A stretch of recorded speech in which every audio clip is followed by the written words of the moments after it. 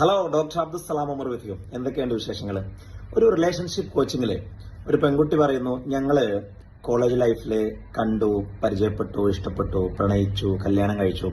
ഒരുപാട് പ്രതീക്ഷകളുമായിട്ടാണ് ഞാൻ വിവാഹ ജീവിതത്തിലേക്ക് കടന്നു വന്നത്. അയാൾ അങ്ങനെയായിരിക്കും, ഇങ്ങനെയായിരിക്കും എന്നൊക്കെ.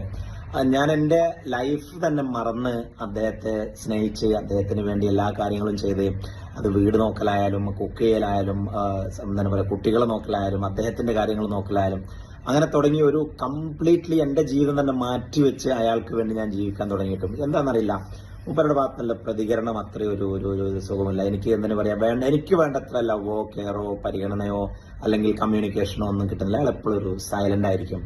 എന്തുകൊണ്ടായിരിക്കുന്നത്?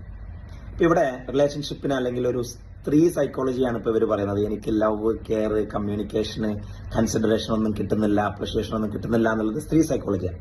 പക്ഷേ ഇതൊരു കൈക്കോട്ട് സൈക്കോളജി. അതായത്